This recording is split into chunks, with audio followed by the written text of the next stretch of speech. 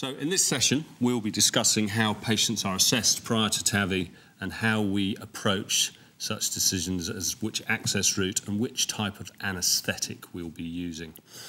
So, Carlos, could you take us through your standard assessment protocol for patients who you're considering for TAVI? Our assessment, again, to emphasize the importance of a teamwork, we do see from the beginning the patients together. Then we do proceed with the fulfillment of the imaging requirements, which we have our own standard protocol that we include not only the transthoracic echo, but we have all patients undergo CAT scan if they are considered for TAVI. They will undergo pulmonary function studies. They will go carotid ultrasounds. And if they have not had a cardiac catheterization, they will undergo a cardiac catheterization. That is part of the inclusion criteria for the protocol's inclusions in the trials.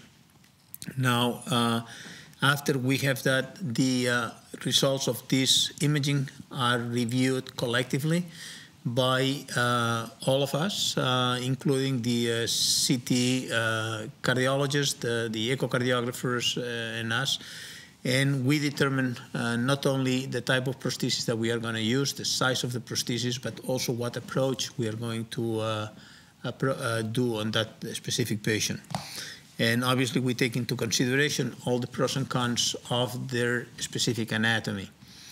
I think the important thing is and I emphasized that earlier, that it is not a challenge of who does what, but what the outcome is at the end. So we always aim at trying to get the best results with the minimal amount of complications and obviously the shorter length of stay in the hospital.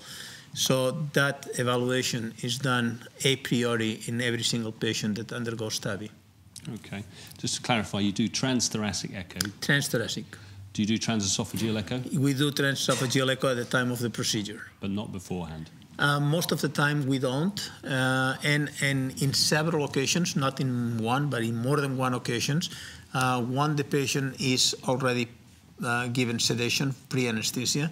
The TE probe is passed by the echocardiographer, and primarily not aiming at the aortic valve, but mostly looking at the aortic arch. Yeah. And in more than one occasion, we have bailout of the approach that we had originally planned because we saw an unfavorable anatomy of the aortic arch and decided not to proceed with that approach and change and modify the approach, given the fact that the imaging information that we had pre-getting there did not provide that piece of information. Okay. Who here has 3D TOE? I have 3D TOE, and Carlos does as well. I think Carlos makes some very good points. The key thing is the procedure itself is relatively straightforward once you have the imaging. The difficult bit is patient selection.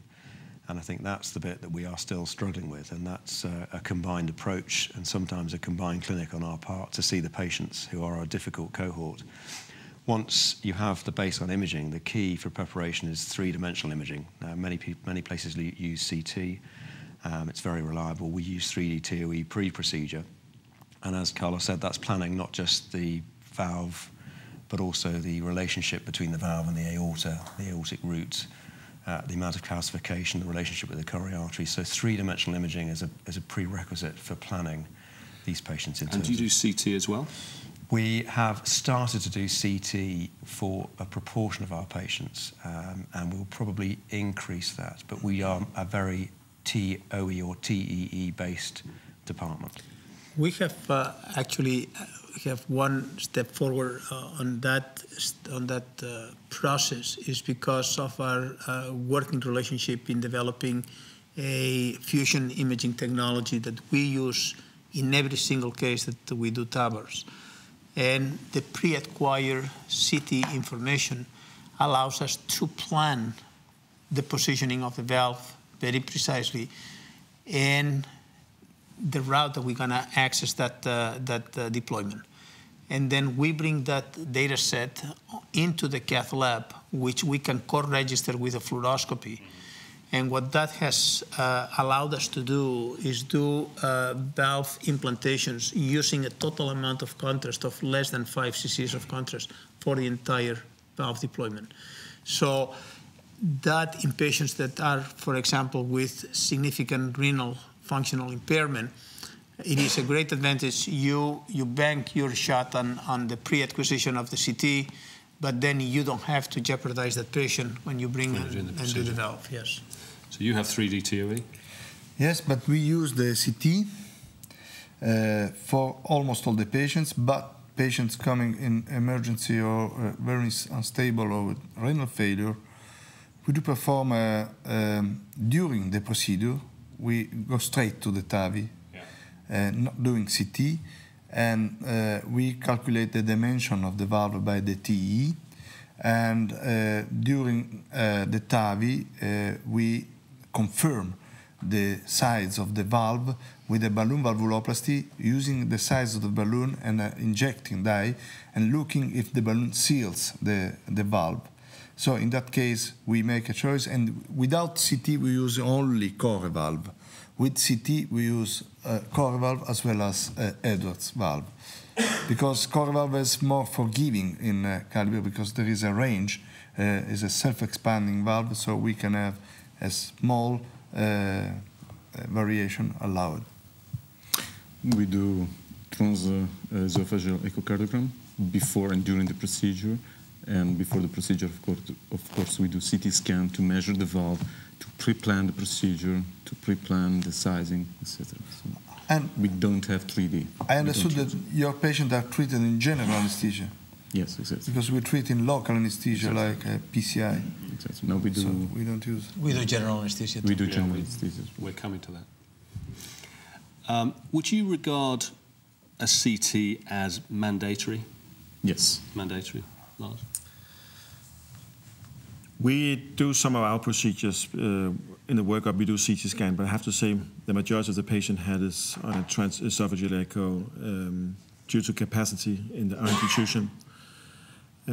I will say that a CT scan or 3D echo will be the best way to do it. But I also have to say that even though a CT scan is very tempting to do it, it's also you need people who can both do the CT scan in a proper quality and also can read it afterwards. Otherwise, it won't give you much information, much help planning your procedure. And I think it's the same with the 3D echo. If you want to have proper data from it, it should be people who are dedicated to that modality and can interpret it. So how do you two assess the iliofemoral system then? Perhaps if I could just add, I mean, I was talking specifically about cardiac CT and gated cardiac CT. So there's a difference between assessing the aortic valve and its relationships and assessing the vasculature. And a CT scan to assess the vasculature is essential. So a contrast CT is performed in all our patients to assess peripheral vasculature, the aortic arch. And then you do 3D. But the gated 3D reconstruction from a cardiac CT scan we do in a smaller proportion of patients, and we rely on 3D TOE for that. Lars, is that the way you're working? No, it's not. We have most of the patients have their workup done in the local hospital, the coronary angiography, and we ask them to do access vessel on the way out. And it's probably 80–90% who's come with an angiogram, and if we're happy about that, we'll accept it on that angiogram. Yes. Patient who doesn't have it, or patient where we think it's a borderline indication, we'll send for a CT scan. Okay. We try to keep the number of examinations down and also the number of the amount of contrast down, because otherwise it'll take forever to wake all the work up on these patients. Yeah, okay. Jonathan, big question.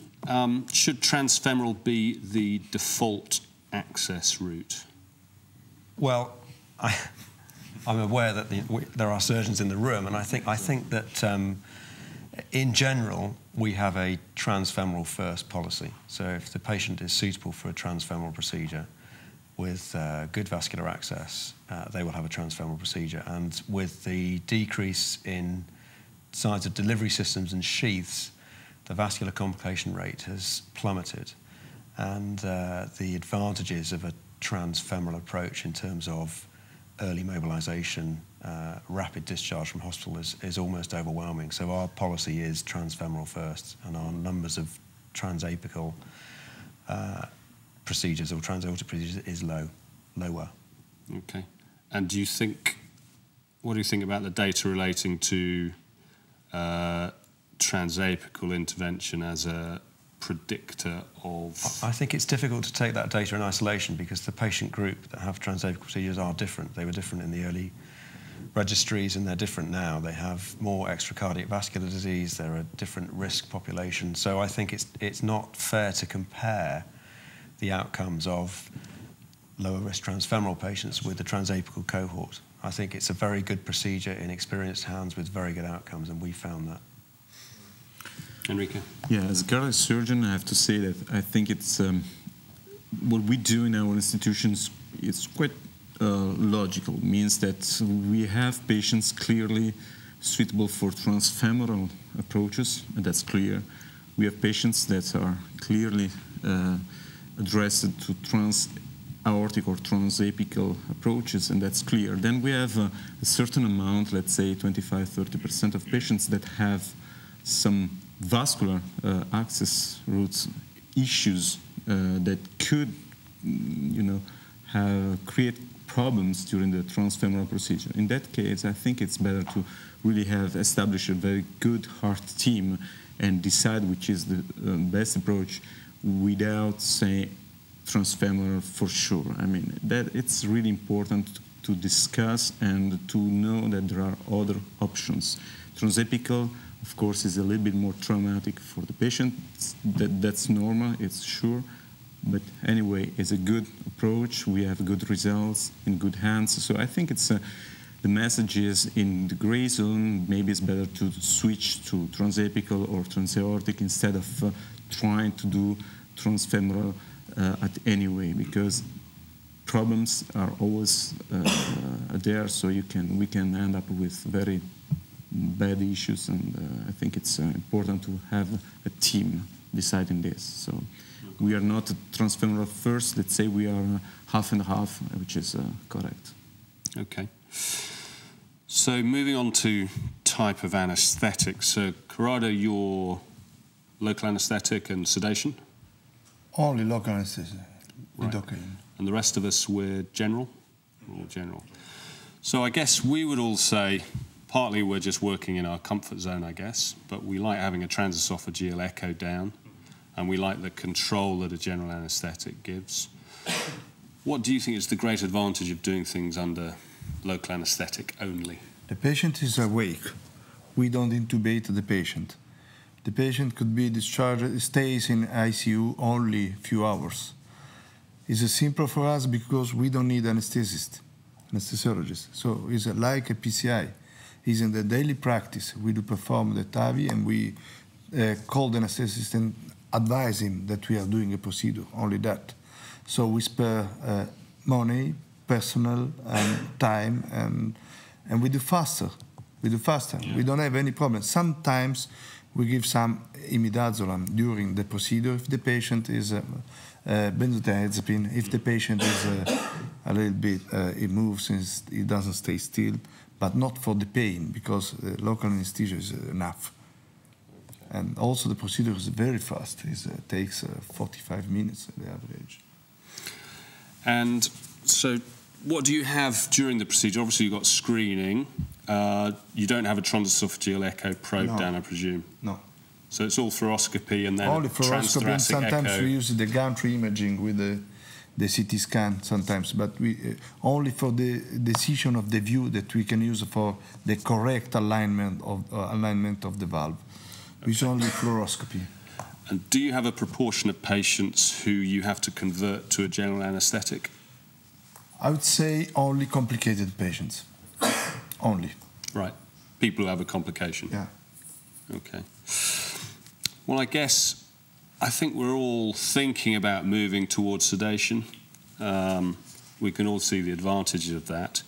I still quite like having a transesophageal echo probe down for assessing aortic regurgitation and for complications.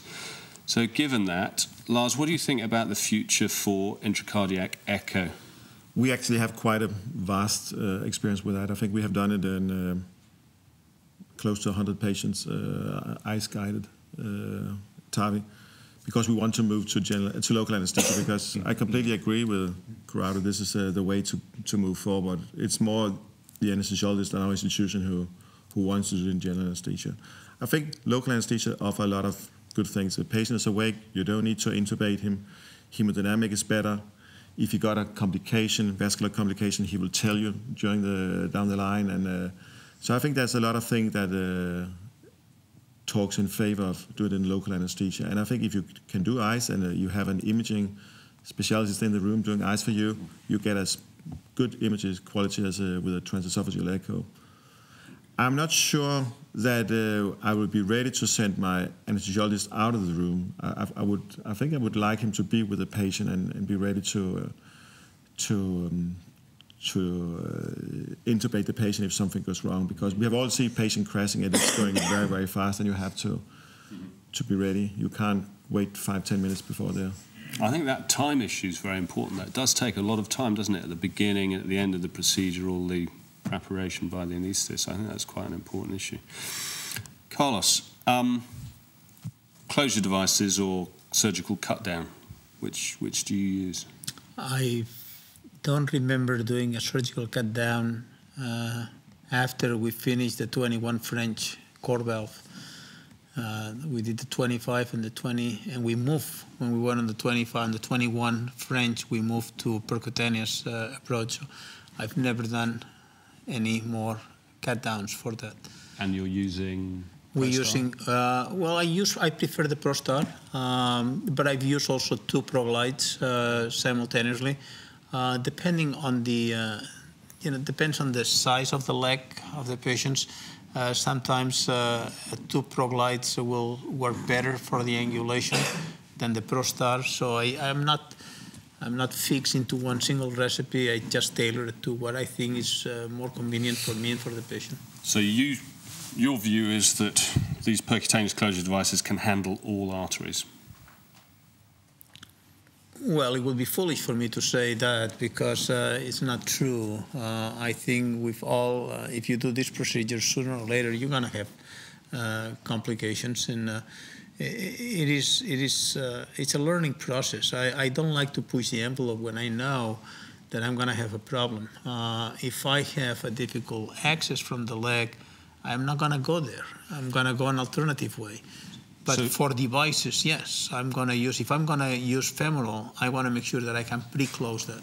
So if you looked at an artery and you said, this is big enough for the device to get up, but I don't think a ProStar is going to work, you would go transapically? Or mostly direct aortic. Direct that's what we use the most. Okay. Or subclavian. No, we use also subclavian approach. Subclavian approach, if I have my partner, vascular surgeon, cardiac surgeon, who does the exposure, I'm very satisfied. They know very well the anatomy. They do that all day for putting patients on bypass. So it's a very familiar territory for them. It's very quick, and it's very, very easy for us to implant the valve that way. You can make a comment. We do surgical cutoff, and we have less than 2% of peripheral vascular complications in our series. So I think the surgical cutoff still plays a role, because you can really, the surgeon, the vascular surgeon or the cardiac surgeon can touch the artery and say the last word, if it's feasible or not. Sometimes we had some discrepancies between the images where the vessels were, let's say, quite good, with good diameter, so we were ready to do the transfemoral, and where we were supposed to do the incision and the approach, there were some calcifications, and it was difficult, so at that time we were able to do somewhere else, to do the procedure somewhere else, a little bit far. So I think some vascular complication can be avoided in case of using the surgical approach instead of full percutaneous approach. Mm-hmm. Jonathan, what's your approach? Well, it's almost entirely fully percutaneous. So I would share Carlos's views. It's transformed the mobility and mobilization of the patient post-procedure. They're up so quickly, and the vascular complication rate is remarkably low. I would say that where there's difficult vascular access, it's difficult both with percutaneous closure and open cut down. So there are times where very deep calcified vessels are difficult for the surgeon and impossible to percutaneously close. So we would either in that route use a different access site, and to keep the surgical team on board, we would push the patient towards a TransEpical. I think it's important, keeps the team approach working. But we have cut down on 1 or 2 occasions where there are other reasons why you might not want a transapical approach to, you know, important lung disease or other issues. So we've used surgical cut down, I think, on one occasion in the past year, 1 or 2 occasions in the past year. So it's rare, primarily percutaneous. I must clarify, surgical cut down at the femoral level. Yeah. We never do percutaneous like I've seen percutaneous subclavian or percutaneous transaxillary. We don't want to jeopardize the plexus, which is very precious. Lars? I think we have a more aggressive approach. We treat at least 90, maybe 95% transfemoral of our patients. It's becoming less and less patient with treating from a subclavian direct aortic approach. And I think if you want to do transfemoral, you can use agree ProGlide or ProStar. I think they're working as well. But I think you need to have, that's a steep learning curve. You need to really know the system to have a high success rate.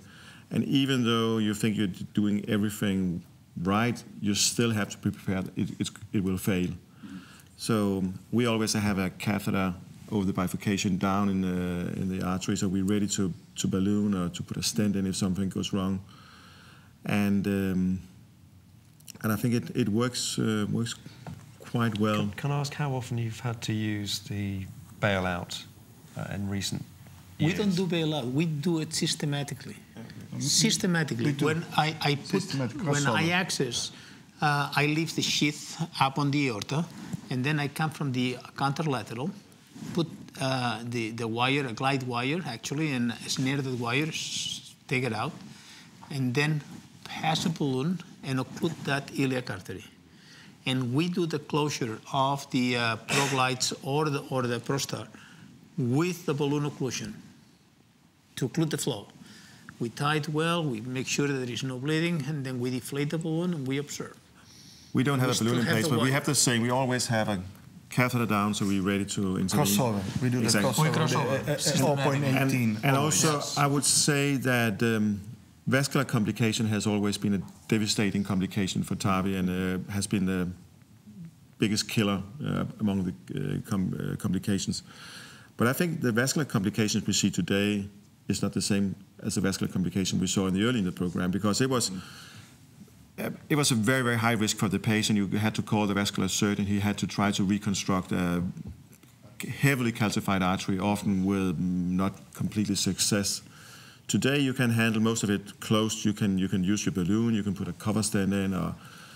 So even though it's still a major vascular complication according to the VAC criteria, I think from a clinical point of view, it's completely different. Absolutely. The key thing, and the outcomes are totally the key thing is the size. The size of the Yeah. delivery system is so much smaller. The vascular complications But are lower. it gives a huge stress to my coronaries when I have to go ahead and put cover stents, and prefer to stay away from that. Yeah, but I mean, you can do, by the way. So I agree with Lars. Absolutely agree with you. The terminology is redundant. I mean, excessive as compared with the clinical effect of the complication. Yeah. But in all the registry, it'll still come out that you still have high vascular complications, but it's just not the same as it used to be. Yeah. I would say it's a minor complication from a clinical point of view. Yeah. Absolutely. Yeah, I agree. Okay, excellent. So we've all agreed that a clinical assessment of a patient is of paramount importance. There's then different groups who assess the aortic valve and the aortic root either with 3D TOE and or with CT reconstruction. And pretty much everyone is doing CT assessment of the iliacs. In terms of access, there's a drift towards transfemoral approach, but transapical remains a good approach in the right sort of patient. We'd all like to move towards sedation or local anaesthetic, and it's a question of us moving out of our comfort zone, I think, for most of us. And there's definitely a drift towards percutaneous closure devices rather than surgical cut down.